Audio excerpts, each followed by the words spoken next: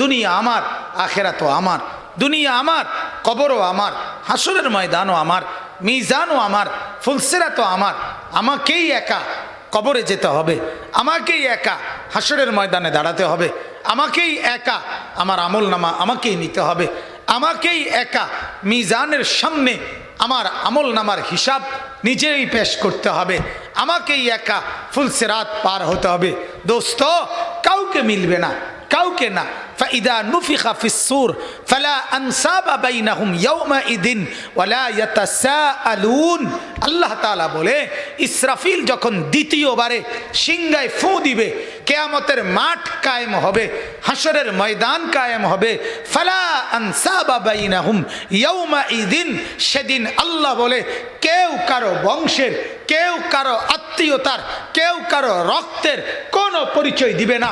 মা বলবে না এটা আমার ছেলে, ছেলে বলবে না এটা আমার মা, স্বামী বলবে না এটা আমার স্ত্রী, স্ত্রী বলবে না এটা আমার স্বামী, ভাই বলবে না এটা আমার বোন, বোন বলবে না এটা আমার ভাই, কেউ বলবে না। ওয়ালা ইয়াতাসাআলুন, কেউ কাউরে কিছু জিজ্ঞাসাও করবে না। আপনি কে, আমি কে, আপনার বাড়ি কোথায়, আপনি আসলেন কোত্থেকে, খোদার কসম কেউ কিছু বলবে না। প্রত্যেকেই নিজেকে নিয়েই ফিকির করবে। লিকুল্লি ইমরিইম মিনহুম ইয়াওমাইদিন শাআনুন ইউগনি, প্রত্যেকেই নিজেকে নিয়ে ফিকির করবে। কাকে নিয়ে বলেন, কাকে নিয়ে ভাইয়া বলে না, জওয়ান ছেলেরা বলো ভাই, নিজেকে নিয়ে, নিজেকে। সেদিন বন্ধু মিলবে না, সেদিন বন্ধু মিলবে না, মিলবে না। আল্লাহ তাআলা কোরআনুল কারীমের মধ্যে বলছে সব ভাই বন্ধু সেদিন শত্রু হয়ে যাবে।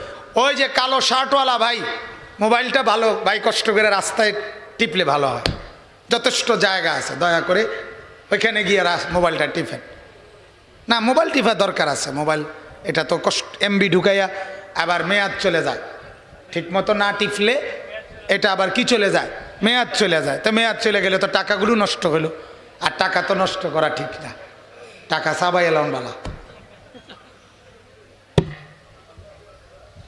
আস্তাগফিরুল্লাহ, আল্লাহ আমাদেরকে মাফ করে দেন। আমি কাউরে ছাড়বো না ভাই, যতক্ষণ আছি ততক্ষণ। বললাম না, গাফেল আমি ছাড় দিতে রাজি না, সোজা কাজ। কাউরে তোয়াজ করা কোনো দরকার নেই, আল্লাহর কথা শুনতেই হবে, মনোযোগ দিতেই হবে ভাইয়া। এই গাফলতে গাফলতে জিন্দিগিটা বরবাদ। মসজিদে যায়, জুমা পড়ে, কিন্তু ছেলে পেলেদের চেহারায় ন্যূনতম কোনো পরিবর্তন নেই। এই যে যত ছেলে যত বখাটেই হোক, যত দুশ্চরিত্রই হোক, শুক্রবারে হইলে তো যায়, কথা বলেন না, শুক্রবারেও তো যায়, কিন্তু বদলায় না কা। কোরআন তো বদলে দেওয়ার জন্য আসছে, কোরআন তো বদলে দেওয়ার জন্য আসছে, কোরআন তো চেঞ্জ করার জন্য আসছিল, নামাজ তো বদলে দেওয়ার জন্য দেওয়া হয়েছিল। ইন্নাস সালাতা তানহা আনিল ফাহশাই ওয়াল মুনকার, নামাজ তো বদলে দেওয়ার কথা, কিন্তু শুধুই যথাযথ আগ্রহ, যথাযথ মনোযোগ, অথবা অশুদ্ধ কোরআন, অশুদ্ধ নামাজ, এর কারণে কোনো ফায়দা হয় না। আসিল তো 3 ঘন্টা পরীক্ষার হলে, দেখলাম কিতা লেখছেও, কিন্তু রেজাল্ট আইছে ফেল। হয় না এমন? হ্যাঁ, এই কারণ গাফেলের কোনো পরিবর্তন হয় না। আমি এটা সবসময় বলি, সবসময়, প্রতিদিন। কোরআনে আল্লাহ বলছে, আল্লাহ তাআলা কোরআনে বলছেন যত লোক জাহান্নামী হবে, সমস্ত লোক জাহান্নামী, তাদের সর্বশেষ আল্লাহ বলেন কেন জাহান্নামী হলো, কাফের জাহান্নামী হলো কেন, একজন মুশরিক কেন জাহান্নামী হলো, একজন মুনাফিক কেন জাহান্নামী হলো। আল্লাহ তাআলা বলেন একজন বিদআতি কেন জাহান্নামী হলো, একজন কবিরা গুনাহগার কেন জাহান্নামী হলো।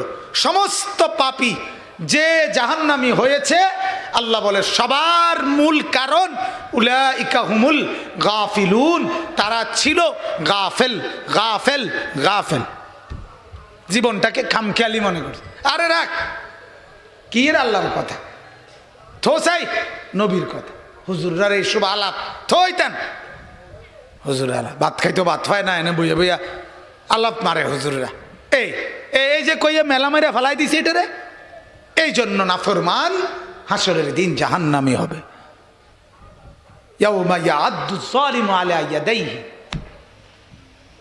সেদিন কিয়ামতের দিন আল্লাহ বলে ইয়াদু জালিম, সেদিন নিজের আঙ্গুল দিয়ে, নিজের দাঁত দিয়ে নিজের আঙ্গুল এভাবে কামড়াবে আর আঙ্গুল ছিঁড়ে ফেলবে আর বলবে হায় কেন, ইয়া লাইতানি ইত্তাখাযতু মা'আর রাসূল সাবিলা, হায় যদি রাসূলের পথ ধরতাম।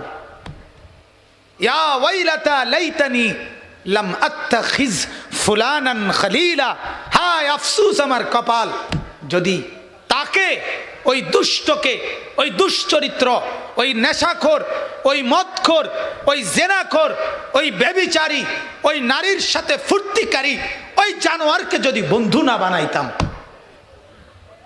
কোরআনের আয়াত।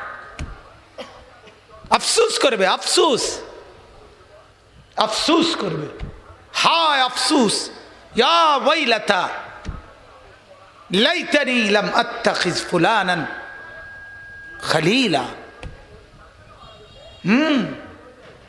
যদি বন্ধু না বানাতাম। এবং এরপরের আয়াত আছে লাকাদ আদাল্লানি আনি যিকরি, নাকি বাদা ইদ জাআনি। নাফরমান বলবে আয় হায় হায় রে, আফসোস, আমার কাছে তো কোরআনের কথা আসছিল, আমার কাছে তো নবীর কথা শুনছিলাম, কিন্তু আমি আসার পরেও এই বন্ধু আদাল্লানি, ওই শয়তানে আমারে গুমরা করে দিছে। অসভ্য বন্ধু আমার বলছে রায় বেড়া থো, বেড়া ইতান হুজুর মুজুর বেড়া থো, মুলুবির কথা দেখোস না, মানুষের ভাই তাইটা একটা ভাত খায় বেড়া, আমরা না খাওয়াইলে ইতান হুজুরের ভাত মিলিনি। কথা বোঝে না? এরকম একটা টিটকারি মাইরা তারে, আমরা তো মানুষের ভাই তাইটা একটা দাওয়াত খাই, আর তুই তো রাস্তা তাইটা একটা মদ খাস, তুই তো রাস্তাত খারায় খারায় মতস, তোরটা দামি, হ্যাঁ তোরটা ইজ্জত বেড়া, বেকুব বেড়া। আমরা তো মানুষের ভাত চুরি করতে যাই না, মানুষের ভাত ভাত দাওয়াতে না খাই। দাওয়াত খাইলে ক্ষতি কি? মানুষে আমারে দাওয়াত দেয় কেন? তুমি বলবা না, বলি ভাই আমার মতো একটা ভদ্রলোক, আমি দেন না মুতি খারাইয়া, আমারে দাওয়াত দেন, দেয়নি তোমারে দেহ না। কথা বলেন না ভাই, আমি এক ওয়াক্ত নামাজ পড়ি না, আমার একটা দাওয়াত দেন, দেয়নি আপনারে দেখেন না, বলেন নাউজুবিল্লাহ। অতএব বন্ধু আমার, নওজোয়ান সাথীরা, সবার কাছে অনুরোধ, আমি নিয়মিত এটা বলি ভাইয়া, বন্ধু নির্বাচনে সাবধান। বন্ধু বন্ধুকে বরবাদ করে দেয়, বন্ধু বন্ধুকে বরবাদ করে দেয়। কামারের দোকানদার নাকে মুখে ধোঁয়ার দুর্গন্ধ ঢুকায় দেয়, আর আতরের বিক্রেতা ঢুকলেই নাকে মুখে সুঘ্রাণ, আতর দিয়ে সুঘ্রাণ করে দেয়। ঠিক নেককার তোমাকে আখিরাত আর পরকালের কথা মনে করায় দিবে, আর বদকার তোমাকে জিনা, ব্যভিচার, অসৎ কোনো মেয়ে, নারী, মদ, জুয়া, ফুর্তি, উলঙ্গ, অশ্লীলতা, এই সমস্ত শয়তানি বদমাইশি কোনো কথার কথা তোমারে মনে করায় দিবে, বরবাদ করে দিবে। হ্যাঁ ভাইয়া, আল্লাহ তাআলা আমাদেরকে বুঝ দান করেন, আল্লাহ তাআলা বুঝ দান। আল্লাহ তাআলা কোরআনে বলছেন ওয়ালা তাকরাবুজ জিনা ইন্নাহু কানা ফাহিশা ওয়া সাআ সাবিলা। আল্লাহ তাআলা বলে জিনার কাছেও যেও না, ব্যভিচারের কাছেও যেও না। অর্থাৎ যেই জিনিস ব্যভিচারের দিকে নিয়ে যায়, এক নারীর দিকে দেখলা, ছবি দেখলা, গান শুনলা, পিছনে পিছনে ঘুরলা, একদিন তোমাকে এই অপকর্ম, ঘৃণ্য অভ্যাস তোমাকে জিনা, ব্যভিচার, বেহায়াপনা, অস্থিরতা, চূড়ান্ত অপকর্মের দিকে নিয়ে যাবে, খারাপের দিকে নিয়ে যাবে। অতএব আল্লাহ তাআলা নিষেধ করেছেন ইন্নাহু কানা ফাহিশা, এটা চূড়ান্ত অশ্লীলতা, ওয়া সাআ সাবিলা, জিনা বড় নিকৃষ্ট মন্দ রাস্তা, মন্দ পথ। আল্লাহ তাআলা বলেন ফামানি বিতাগা ওয়ারা যালিকা ফাউলাইকা হুমুল আদুন। আল্লাহ তাআলা বলেন হালাল স্ত্রী ব্যতীত, হালাল স্ত্রী ব্যতীত নিজের লজ্জাস্থানকে যে অন্য কোথাও ব্যবহার করে সে সীমালঙ্ঘনকারী, সীমালঙ্ঘনকারী। আর সীমালঙ্ঘনকারীর ঠিকানা জাহান্নাম, জাহান্নাম। আজকের নওজওয়ানদেরকে, আজকের যুবকদেরকে আরো খোলামেলা নিজের চরিত্র আর আখলাকের ব্যাপারে সংশোধন করা দরকার, আলাদা বলা দরকার, কাছে ডেকে বলা দরকার, বুকে জড়াইয়া বলা দরকার, কাছে টাইনা বলা দরকার, চোখের পানি ফেলে ফেলে বলা দরকার। এমনি নাহলে বদলাবে না, বদলাবে না। গত পরশুদিন আমি এক জায়গায় মাহফিলে গেছি। মাহফিলে যাওয়ার পরে মাহফিলওয়ালারা আমারে এক ঘরে নিছে, ওইখানে আমার খানা দানার ইন্তজাম। কথাটা একটা মিনিট শুনেন। তো একটা রুমে আমারে বসাইছে, তো একটা খাট, এটার মধ্যে আমি বসছি। আমার সাথে সাথে সাথে প্রায় 15-20 জন মানুষ ঢুকছে আমার লগে লগে। তো ওইখানে ওই রুমটার মধ্যে নিচে এক সাইডে দিয়া একটা হোগলা এবং কাঁথা বিছানো, একটা বালিশে সর্বোচ্চ 7 কিংবা 8 বছর হবে বয়স, এরকম একটা ছেলে শুয়ে রয়েছে। আমি যখন গেছি তখন বাজে রাতের 10টা, আমার বয়ান 10:30টার দিকে। তো আমি ঢুইকা আপনার আমরাই 15-20 জন লোক কথাবার্তা বলতেছে আমার সাথে, আমিও কথা বলতেছি। ওই যে ছেলেটা, এই ঘরের ছেলে, ছেলেটা এখানে শোয়া, তার হাতে একটা বড় মোবাইল, এত বড়। এই মোবাইলটা দিয়া, একের বিশ্বাস করেন, এই মোবাইলটা দিয়া বাচ্চাটা এক নজরে এটা যে টিপতেছে, চাইতেছে। এই যে এখানে এতগুলো মানুষ আমরা আসছি, 20টা মানুষের কম হবে না। আমি আইছি, বইছি, কথাবার্তা বলতেছি, প্রায় 15-20 মিনিট হয়ে গেছে। এই ছেলেটা একটা সেকেন্ড কত চোখটাও আলগি দিছে না যে মানুষ আইছে না কে আইছে। আপনি কল্পনা করেন, আপনি ভাবেন ছেলে পেলেদের হালাত কি। শেষ পর্যন্ত আমি বিরক্ত হইয়া একটা ধমক দিছি বাচ্চাটারে, এই বেটা তুই এনতে ওঠ, যা বেটা তুই ভিতরে যা। আর এই বড় মোবাইল কার, যারটা তারে দিয়ে দে। ধমকাইয়ে তারে উঠাই দিছি। মানে আমার আর অসহ্য লাগতেছে যে এতটুকু ছোট্ট বাচ্চা, আপনি অবাক করেন না। একটা বার এখানে এতগুলো মানুষ আমরা আসলাম, তার কোনো নজরও মানে চোখটাও সরাইছে না সে কিন্তু। তাহলে আপনি বলেন আমাদের ছেলেদের হালাত কি। কোন 8 বছরের বাচ্চারে যদি মা বাবা বাচ্চার হাতে মোবাইলটা দিয়ে দেয়, বাহ, মা নিরাপদ। মূল হিসাব হইল মহিলা নিরাপদ। মহিলার হিসাব হইল বাচ্চার হাতে মোবাইল দিছি, এবার হাতে গান শুনুক, ছবি দেখুক, নাচ দেখুক, গেমস খেলুক, কার্টুন দেখুক, যেটা মনে কয়টা করুক, আমারে তো আর ডিস্টার্ব করে না, অতএব আমার আর কোনো সমস্যা নেই। তাহলে এভাবে কি জাতি টিকবে? কথা বলেন না। এভাবে সমাজ টিকবে? এভাবে আমাদের পরিবার টিকবে বলেন? এই জন্য এতটা কঠোর। এই জন্য বারবার বলি, প্রতিদিন বলি, সারাটা দিন বলি, ছেলেদেরকে ফিরান, মেয়েদেরকে ফিরান, নিজেদের বাচ্চাদের প্রতি নজর দেন। এটাই জন্য বলি। আল্লাহ তাআলা আমাদেরকে বুঝার তৌফিক দান করেন। চলেন কোরআনুল কারীমের 29 পারা, কোরআনুল কারীমের 68 নম্বর সূরা। সূরাটির নাম সূরায়ে কালাম। এই যে আমরা যে কলম দিয়ে লিখি, এই যে কলম, এই কলম সূরাটার নাম। 29 পারা সূরায়ে কালাম, 68 নম্বর সূরা। এই সূরার 7টি আয়াত, ছোট ছোট আয়াত আমি আপনাদের সামনে তেলাওয়াত করেছি। ইনশাআল্লাহ আর অল্প কিছু টাইম মোহতারাম হযরত মাওলানা সাদিকুর রহমান আল আজহারি দামাত বারাকাতুহুমুল আলিয়া, উনি আসার পূর্ব পর্যন্ত আসতেছেন কাছাকাছি। মূলত আসলে আমি তো ওয়াজ শুনতে আসছি। শামীম ভাইদের মাহফিল, সমাজ কল্যাণ পরিষদের নতুন কমিটি যখন আবার হয়েছে কয়দিন আগে, তখনও আমি কমিটির প্রথমেই ওনাদেরকে সামান্য কিছু নসিহতমূলক কথা বলার জন্যে মসজিদে একদিন আসছিলাম।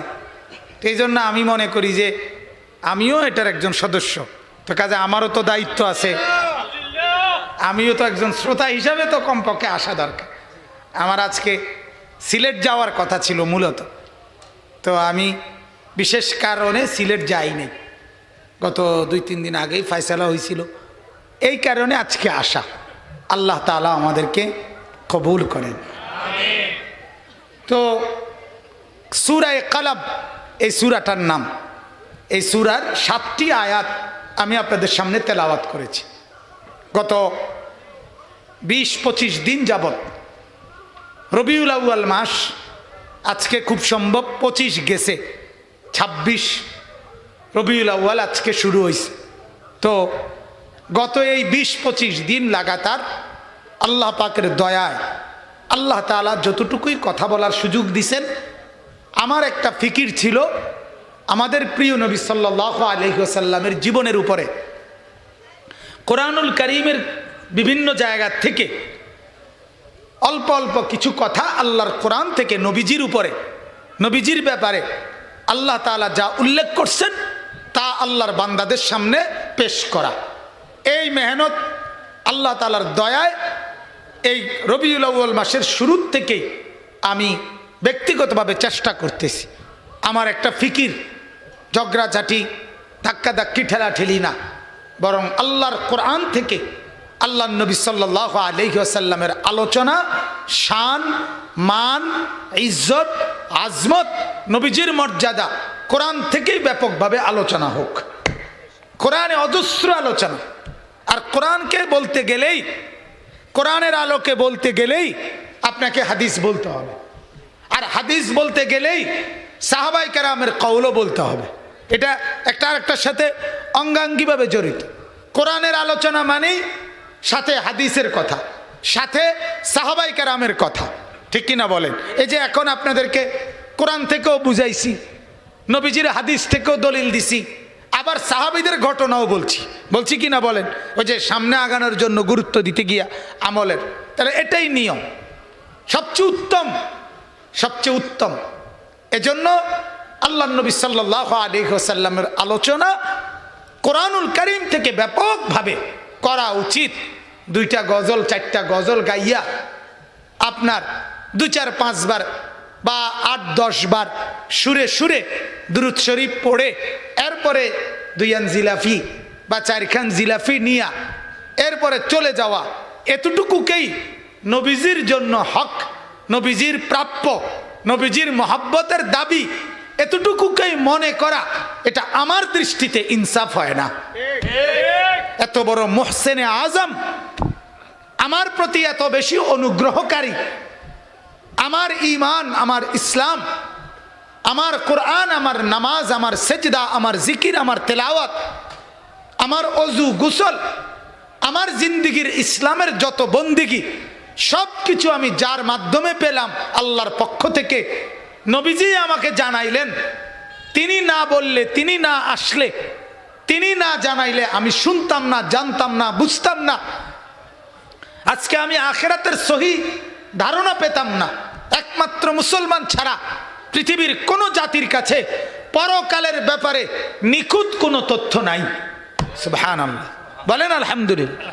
জানেন এটা? হিন্দু ধর্মে তাদের কাছে মৃত্যু পরবর্তী কি হয় এই নিয়ে নিখুঁত সহি সঠিক কোনো ধারণা নাই। হিন্দুদের একমত একটা ধারণা হলো, একজন মানুষ হিন্দু ধর্মের মৃত্যুবরণ করলে কিছুদিন পরে আবার পুনরায় জন্ম হয়, পুনর্জন্ম, জন্মান্তরবাদ। এটা আপনার অর্থাৎ প্রথম জীবনে যদি পুণ্য কর্ম করে, ভালো কাজ করে, পরের জন্মে ভালো মানুষের আকৃতি দিয়ে আবার জন্ম নেয়। আর যদি প্রথম জীবনে চুরি বাট্টারি করে, পরের জীবনে ইন্দুর, বিড়াল, হ্যাঁ, শুকর কুকর বা এ জাতীয় জিনিস হইয়া পরে জন্ম নেয়, পিঁপড়া মশা মাছি এগুলো। হ্যাঁ মিয়া, এটা এদের বিশ্বাস। জন্মান্তর, পুনর্জন্ম, আবার হয় মানুষ, এইভাবে বলে ঘুরতে থাকে, অয়ার মরে অয়ার মরে সংবঙ্গারি একটা কন আর কথা বুঝছেন কিনা? এই হলো। তাইলে আখেরাত আর পরকাল নিয়ে সঠিক কোনো ধারণা তাদের কাছে নাই। ইয়াহুদি যারা ইয়াহুদি তাদের কাছে নাই। ইয়াহুদিদের কথা হলো মৃত্যুর পরে আমরা হাসরের ময়দানে সর্বোচ্চ যদি আমাদের কারো শাস্তি হয় তাহলে 40 দিন হবে। 40 দিনের বেশি কোনো ইয়াহুদির শাস্তি হবে না, এরপরে জান্নাত। বাহ, হাতের মামুর বাড়ি, কথা বুঝছেন না? এই হলো হাল। লান তামাসসানা নারু ইল্লা আইয়ামাম মাদুদা। আবার তাদের ইহুদি এবং খ্রিস্টানদের আকীদা যে জান্নাতে কেবল যাবে হয় ইহুদিরা অথবা খ্রিস্টানরা, আর কেউ জান্নাতে যাবে না। এটা হেরার গদ্দুয়ার, কথা বুঝছেন? হ্যাঁ, কোরআনের আয়াত। আল্লাহ তাআলা বলেন ওয়াকালু লান ইয়াদখুলাল জান্নাতা ইল্লা মান কানা হুদান আও নাসারা। আল্লাহ বলে, ইহুদিরা বলে, খ্রিস্টানরা বলে জান্নাতে কেউ যাবে না, যাবে শুধু ইহুদি এবং খ্রিস্টান। নাউজুবিল্লাহ। আমরা সব মায়ের, মানে আমরা বাদ গেছি, তাই নেরা ব্যস্ত যাইব, বুঝছেন কথাটা?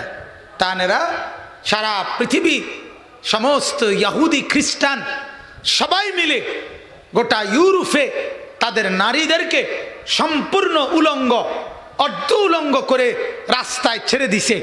এর বিনিময়ে ওনারা বেহেশতে যাইব, আর রঙের আলাপের জায়গা নাই, পাগলামির আর জায়গা নাই। পৃথিবীতে অশ্লীলতার বেহায়াপনার তুফান ছুটায় দিছে। নাউজুবিল্লাহ, নাউজুবিল্লাহ। সেখান থেকে দেখে দেখে আমার দেশের বর্তমান আধুনিক মনা মেয়েরা নারী স্বাধীনতার স্লোগান দিয়ে নিজেদের পোশাক নিয়ে কথা বলে। বাংলাদেশের মাটিতে দাঁড়াইয়া বলে যে একটা মেয়ে সে এতটুকু পোশাক পরুক আর এতটুকু পরুক, এতে অন্যের অসুবিধা কি? আস্তাগফিরুল্লাহ। বাংলাদেশের মেয়ে বলছে। কি পরিমাণ নির্লজ্জ হইলে, কি পরিমাণ বেহায়া হইলে একজন মেয়ে এটা বলতে পারে? সরাসরি বলছে মিডিয়ার সামনে যে একজন মেয়ে এতটুকু কাপড় পরুক আর এতটুকু পরুক, অসুবিধা কি? আস্তাগফিরুল্লাহ। আল্লাহ তাআলা আমাদের মা আমাদের বোনদেরকে হেদায়েত দান করেন। আল্লাহ তাআলা আমাদের মা আর বোনদেরকে আখিরাতের ফিকির দান করেন। আহা, কোন জাতির বোনেরা, কোন জাতির মেয়েরা এরা যদি নষ্ট হয়ে যায়, এরা যদি বেপর্দা হয়ে যায়, এরা যদি বেহায়া হয়ে যায়, তো পুরা সমাজটা লন্ডভন্ড হয়ে যায়। সব শেষ, সব শেষ, সব শেষ। একটা নারী নষ্ট হওয়া, একটা নারী বেপর্দা হওয়া, একটা নারী বেহায়া হওয়া মানে হাজারো যুবকের চরিত্র শেষ, হাজারো ছেলের জীবন শেষ, হাজারো ছেলের জীবন শেষ। অতএব এটাই বলতে চাচ্ছিলাম আমি পরকালের ব্যাপারে, আখিরাতের ব্যাপারে। এর চাইতে উত্তম ধারণা কবর, হাসর, মিজান, ফুলসিরাত, জান্নাত, জাহান্নাম, আমলনামা, নেয়ামত, শান্তি, জাহান্নামের শাস্তি, এগুলো সম্পর্কে বিস্তারিত বর্ণনা, স্পষ্ট ধারণা আমাদের নবীর চাইতে উত্তম আর কেউ দেয় নাই। তাইলে এত কিছু যাকে নিয়ে পেলাম, এত কিছু সেই নবী সাল্লাল্লাহু আলাইহি ওয়াসাল্লামের জন্য শুধু কেবল আপনি 2, 4, 5 বার সুরে সুরে দুরূদ শরীফ পড়বেন, আর এটাই নবীর হক, এটাই নবীজি সাল্লাল্লাহু আলাইহি সাল্লামের জন্য মূল পাওয়া, এটাই নবীজির জন্য হাদিয়া। এটা কেমন হইতে পারে? উচিত তো ছিল আপনি সকালেও দুরূদ পড়বেন, বিকেলেও পড়বেন, দুপুরেও পড়বেন, রাতেও পড়বেন, ঘুমাইতেও পড়বেন, উঠতেও পড়বেন, দাঁড়িয়েও পড়বেন, বসেও পড়বেন, শুয়েও পড়বেন। উচিত তো ছিল এটা। নবী সাল্লাল্লাহু আলাইহি সাল্লামের প্রতি দুরূদ সারাক্ষণ পড়া উচিত, সারাক্ষণ সারাক্ষণ সারাক্ষণ। আল্লাহ তাআলা তো আমাদেরকে এটাই শিখাইছেন।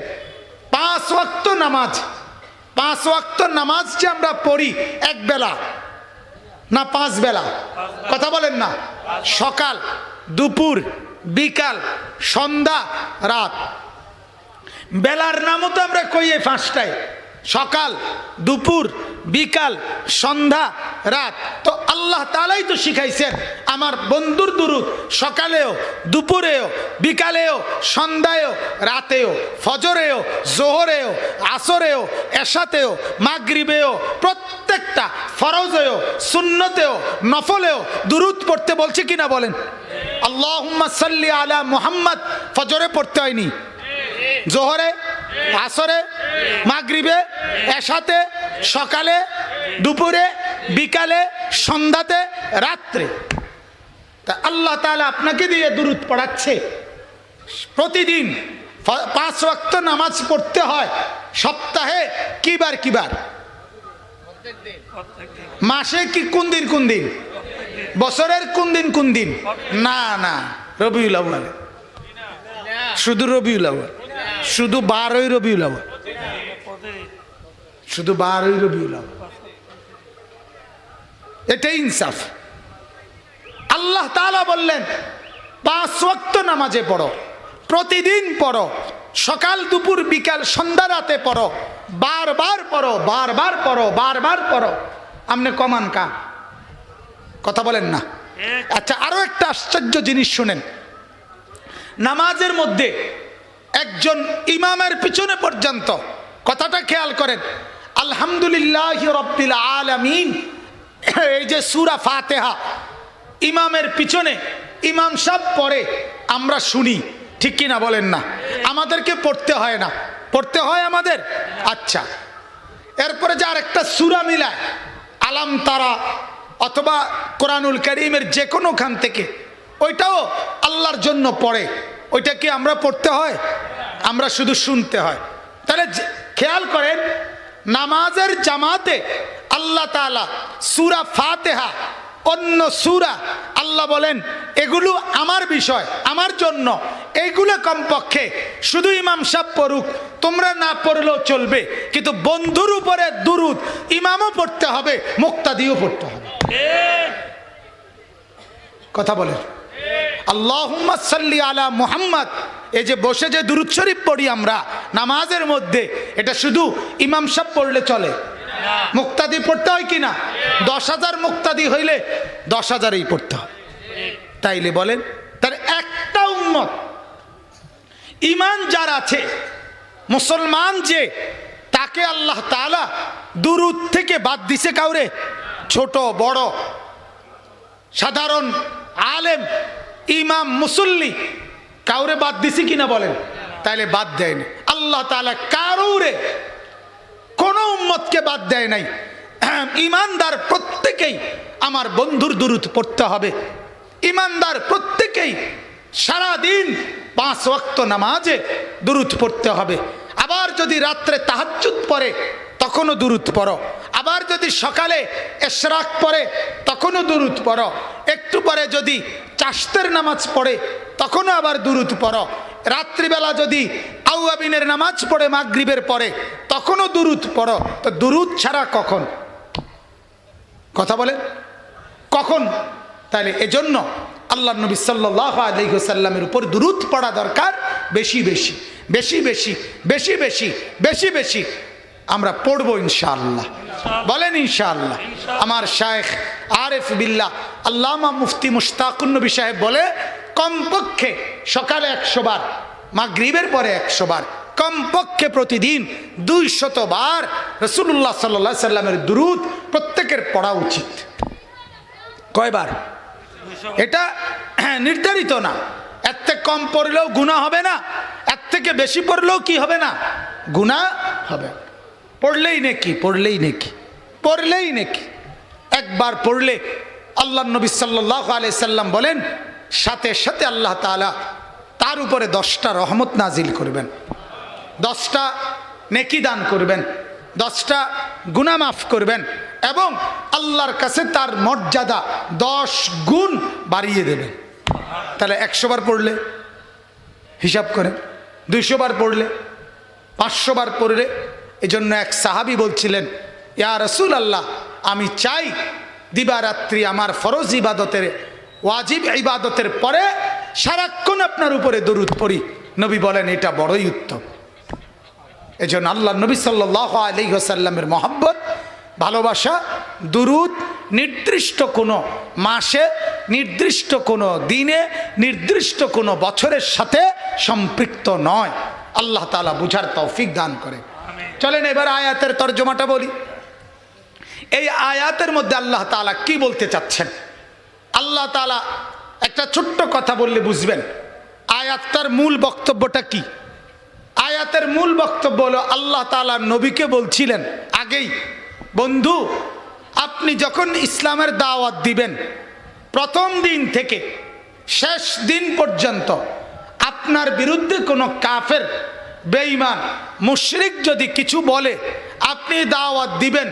আর আপনারা যদি পাল্টা কিছু বলে, তো জবাব আপনি দিবেন না, আমি দেব। কে দিবে? আল্লাহ তাআলা দিবেন। আল্লাহ তাআলা, আল্লাহ তাআলা দিবেন। তো এইটারই আল্লাহ তাআলা একটা নমুনা এই সূরাটার শুরুতে আল্লাহ তাআলা পেশ করছে। আগে আছে আরো, যেমন যেদিন প্রথম আল্লাহর নবী সবাইকে খোলামেলা মক্কার কুরাইশদেরকে দাওয়াত দিছেন কালেমার, সেদিন আবু লাহাব বলছিল, মুহাম্মদ তাব্বান লাক আলিহাযা জামাআতানা, তুমি ধ্বংস হও মুহাম্মদ, এজন্য বুঝি আমাদেরকে ডাকছো এর লেগা? তো আল্লাহ পাক সাথে সাথে বললেন, বন্ধু আপনি জবাব দিবেন না, আমি জবাব দিচ্ছি, আমি দিচ্ছি, আমি দিচ্ছি। তো আল্লাহ তাআলা জবাব দিছেন, তাব্বাত ইয়াদা আবি লাহাব ওয়া তাব্বা। আল্লাহ তাআলা বলেন, আবু লাহাব, তোর 2 হাত, যে 2 হাত তুই উঁচা করেছিস আমার নবীর বিরুদ্ধে, সেই 2 হাত আমি আল্লাহ ধ্বংস করে দেব, আর তোর পুরা বডি পুরাটাই ধ্বংস করে দেব। এই জবাব দিছে কে? আল্লাহ। নবীজিকে বলতে বলেন। আরেকটা আছে, আমাদের নবী সাল্লাল্লাহু আলাইহি সাল্লামের উপর একবার 15 দিন কোরআন নাজিল বন্ধ ছিল। তো মক্কার সব কাফেররা বলতে লাগছে যে মুহাম্মদের খোদা মুহাম্মদকে ছেড়ে দিছে, মুহাম্মদের খোদা আর এখন মুহাম্মদের সাথে সম্পর্ক নাই, নাউজুবিল্লাহ।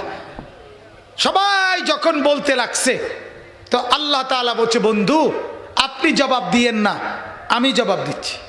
তো আল্লাহ তাআলা 15 দিন পরে কোরআনের আয়াত নাজিল করে জানালেন, ওয়াদ-দুহা ওয়াল-লাইলি ইযা সাজা মা ওয়াদ্দাআকা রাব্বুকা ওয়া মা ক্বালা। আল্লাহ তাআলা বলে, বন্ধু আলোকিত সূর্যের কসম, অন্ধকার রাতের কসম, আমি কসম করে বলছি, আমি আপনাকে ত্যাগ করি নাই, আমি আপনার উপরে রাগ করি নাই, আমি আছি আপনার সাথে, আমি আপনাকে নিয়েই আছি। এই যে জবাব দিছে কে বলেন? আল্লাহ। ঠিক এখানে এরকম মক্কার কাফেররা নবীজির বিরোধিতায় বলতে লাগছে, শুরু করছে মানুষের কাছে যে মুহাম্মদ একটা পাগল, নাউজুবিল্লাহ, মুহাম্মদ পাগল, পাগল। নবীকে বলছে, কি কারণে বলছে? তারা একটা যুক্তি দেখাইছে। যুক্তিটা কি? নবী সাল্লাল্লাহু আলাইহি ওয়াসাল্লাম, 2টা যুক্তি। নবীজি যখন কোরআন নাজিল হতো, তখন হযরতে জিবরাইল যখন নবীজির উপরে কোরআন নাজিল করতেন, তখন নবীজি একদম সবার থেকে আলাদা হয়ে যেতেন, চেহারা একদম লাল হয়ে পুরা শরীর থেকে দরদর করে ঘাম ঝরতো, দেখলেই মনে হইতো নবীকে তখন অন্যরকম। তো মক্কার কাফেররা বলতো, দেখো মুহাম্মদ নাউজুবিল্লাহ পাগল, এই জন্যই মাঝে মাঝে তার চেহারা সুরত অন্যরকম হয়ে যায়, নাউজুবিল্লাহ। এটা যে ওয়াহি, এটা যে জিবরাইলের আগমন, এটাকে তারা বিকৃত করে নবীকে পাগল বলতো, নাউজুবিল্লাহ।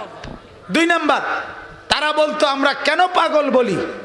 তো তারা বলতো, আমাদের দ্বিতীয় যুক্তি হইল, একটা লোক তার সমস্ত গোত্র, পুরা বংশ যেই ধর্ম মানে, যেই নিয়ম নীতি মানে তার ব্যতিক্রমে একজন লোক সে সমস্ত বাপদাদার ধর্মের সব নিয়ম বাতিল ঘোষণা করল, এরপরে গোটা পৃথিবীর সব বাতিল এটাও বলতেছে, সবার মোকাবেলায় সে একাই নাকি দাওয়াত দিবে, একাই নাকি বিশ্ব বিজয় করবে। আচ্ছা বলেন, এটা কোনো সুস্থ মানুষ বলে? নাউজুবিল্লাহ। এইটা মক্কার কাফেররা। অর্থাৎ নবীজি সাল্লাল্লাহু আলাইহি সাল্লাম যখন ইসলামের দাওয়াত শুরু করছেন তখন নবীজির সাথে প্রথম লোক ছিল হাজার হাজার, কথা বলেন না, না লোক ছিল একাই তিনি। যেদিন তিনি একা শুরু করছেন সেদিন কেউ ছিল না, একাই একাই তিনি। তো এই একাই কিভাবে সম্ভব? মক্কার কাফেররা বুঝতেছিল না যে আপনি কিভাবে করবা তুমি মুহাম্মদ, এজন্য তাকে পাগল বলতে লাগছে। নাউজুবিল্লাহ। এবার আল্লাহ তাআলা জবাব দিতেছে এই আয়াতে। আল্লাহ বলে, বন্ধু আপনাকে পাগল বলছে, আপনি জবাব দিয়েন না, আমি জবাব দিচ্ছি। আল্লাহ তাআলা বলেন, নুন ওয়াল কালামি ওয়া মা ইয়াসতুরুন, এটাও কসম। এই নুন একটা অক্ষর, আলিফ বা তা সার মধ্যে একটা অক্ষর আছে কিনা? নুন। কোরআনুল কারীমের মোট 29টা সূরার শুরুতে এরকম অক্ষর আছে। কোথাও 2 অক্ষর, কোথাও 3 অক্ষর, কোথাও 4 অক্ষর, কোথাও 5 অক্ষরও আছে, বুঝছেন? এ যেমন নুন, কফ, আবার 2 অক্ষর যেমন ইয়াসিন, এরপরে 3 অক্ষর যেমন আলিফ লাম মিম, এরপরে 4 অক্ষর হামিম, না না হ্যাঁ আলিফ লাম মিম সদ, এই 4 অক্ষর। এরপরে 5 অক্ষর হামিম আইন সিন কফ। এইভাবে কোরআনের বিভিন্ন জায়গায় শুরু দিয়া 29টা সূরার শুরুতে অক্ষর আছে। 1 অক্ষর, 2 অক্ষর, 3 অক্ষর, 4 অক্ষর, 5 অক্ষর। এগুলোর কোনো অর্থ আল্লাহ বলে নাই, নবীজি বলে নাই। সাহাবীদের সামনে শুধু চ্যালেঞ্জ করছে আল্লাহ মক্কার কাফেরদের কাছে যে তোমরা তো বুদ্ধিমান, তোমরা তো চালাক, তোমরা তো কথায় কথায় বলো যে আমার বন্ধু মুহাম্মদ কোরআন নিজে বানাইছে, নিজে নিজে লেখছে, তাইলে এই অক্ষরগুলোর অর্থ কি তোমরা বলো। 1450 বছরের ভিতরে আজকের দিন পর্যন্ত কোনো বেঈমান বলতে পারে নাই এগুলোর অর্থ কি। সুবহানাল্লাহ। এতে প্রমাণিত কোরআন আল্লাহর পক্ষ থেকে। এরপরে আল্লাহ বলেন ওয়াল কালাম, আমি আল্লাহ কসম করছি কলমের। কিসের বলেন না, কিসের? কলমের কসম। এই যে কলম, এখানে আল্লাহ তাআলা কলম বলতে কি বুঝাইছেন আমি বলতেছি। এরপর আল্লাহ বলেন ওমা ইয়াসতুরুন, এবং আমি আল্লাহ তাআলা কসম করতেছি এই কলম দিয়ে যা কিছু লিখছে, লেখা হইতেছে, সমস্ত লেখার লেখনি যা লিখছে কলম দিয়ে, সব লেখার কসম।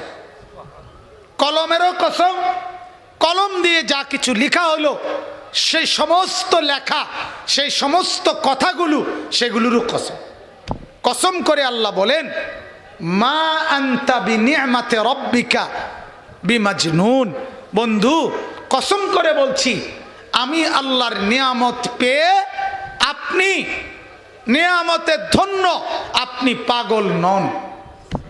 বিমাজনুন, আপনি পাগল না, বরং আপনি আমার নিয়ামতে নিয়ামতে ধন্য, আপনি আমার নিয়ামতে পূর্ণ।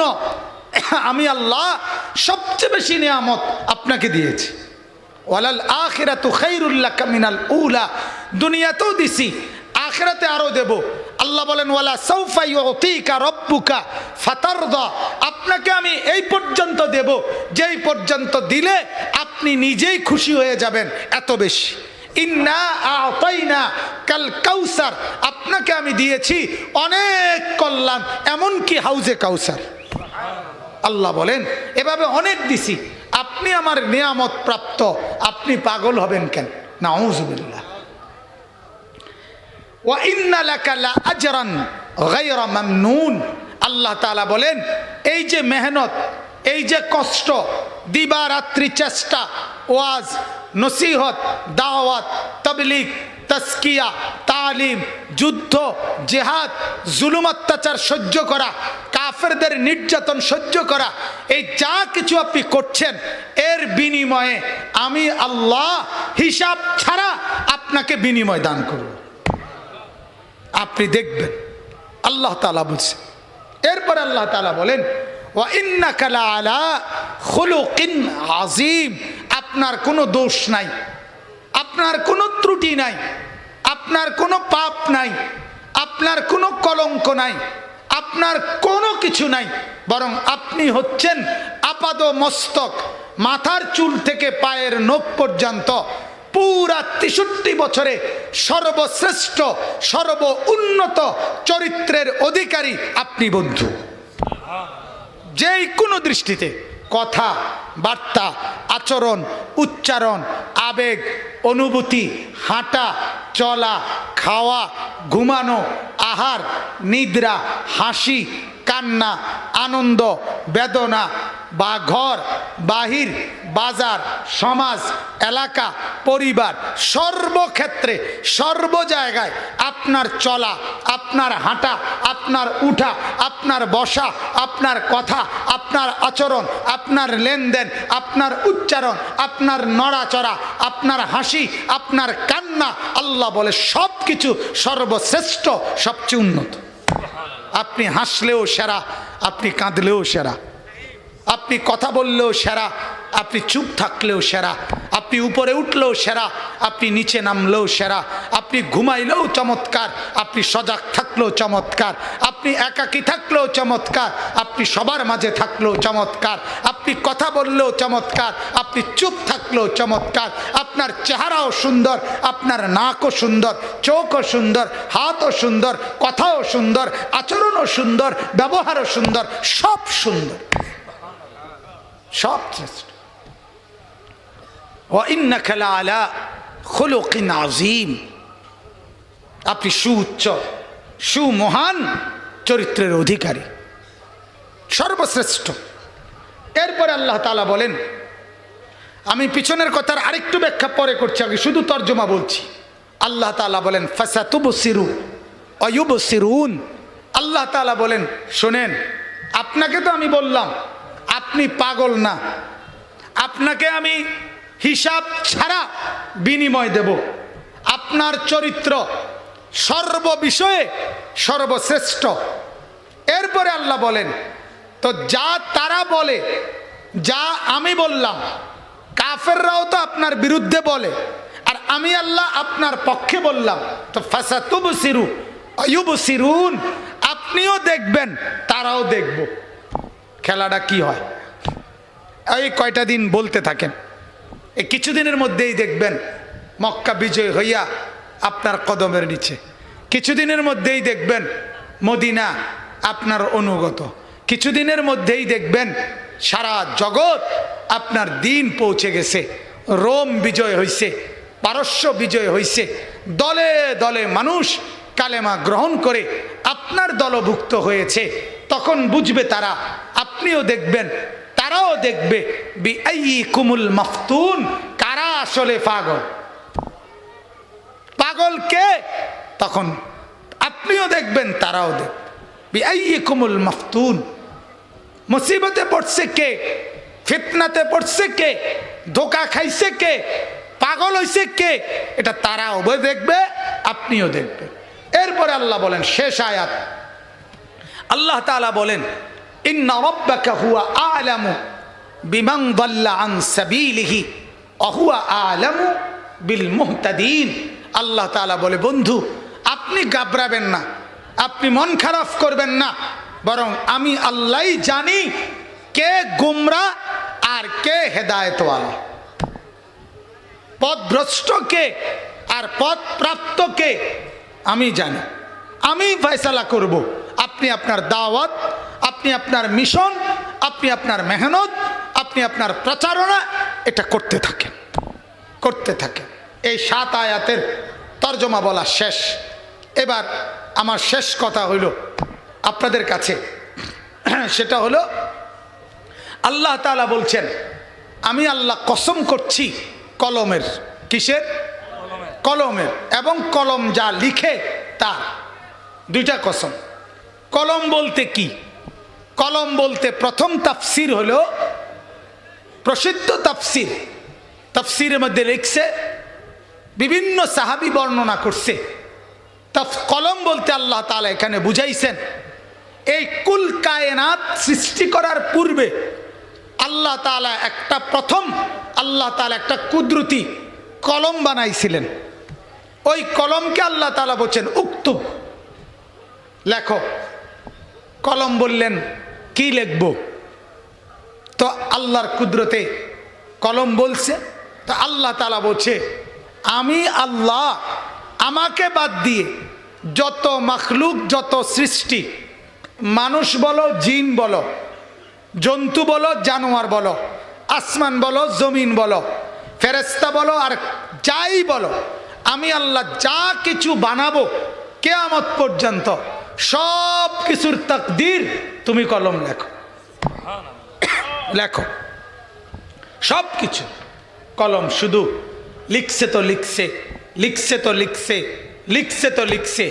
লিখতে লিখতে আসমান, জমিন, চন্দ্র, সূর্য, গ্রহ, নক্ষত্র, মানুষ, জিন, নবী, সাধারণ মানুষ, ফেরেশতা, পশু পাখি, কীট পতঙ্গ, জন্তু জানোয়ার, মাটি, স্রোত, যা কিছু, সোজা কথা সব কিছু আল্লাহকে বাদ দিয়ে কোনটা কতক্ষণ কিভাবে কি করবে কি করছে সব কিছুর তাকদীর আল্লাহ তাআলা ওই কলমকে দিয়ে লেখায় দিয়েছে।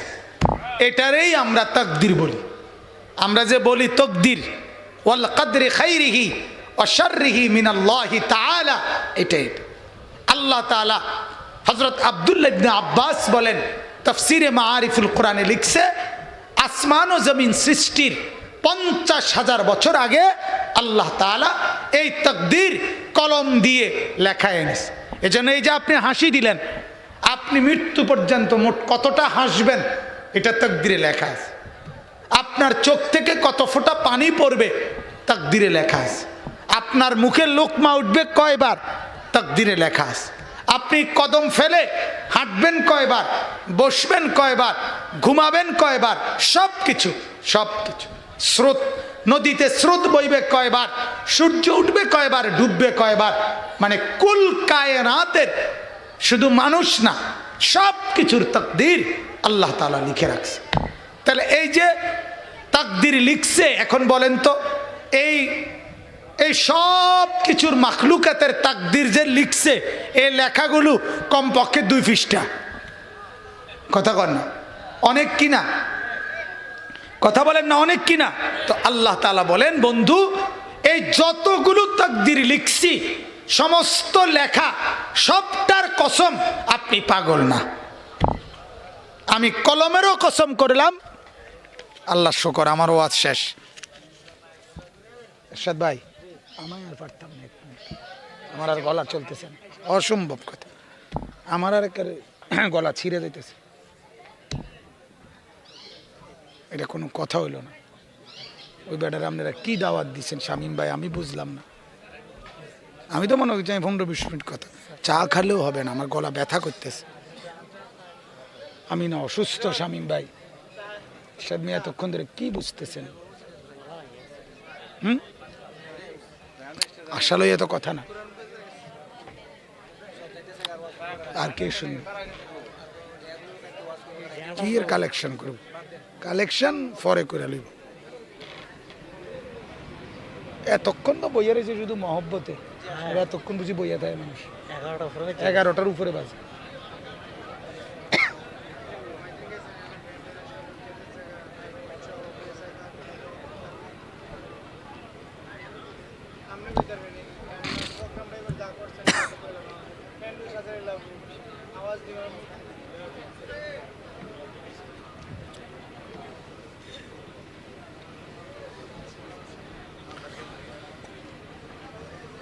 আল্লাহুম্মা সাল্লি আলা মুহাম্মাদ ওয়া আলা আলি মুহাম্মাদ। এমনি এবার কোনো কারি সাপটার হিসেবে আনছেন না তেলাওয়াতের লেগে? ভালো তাহলে তো হইতো।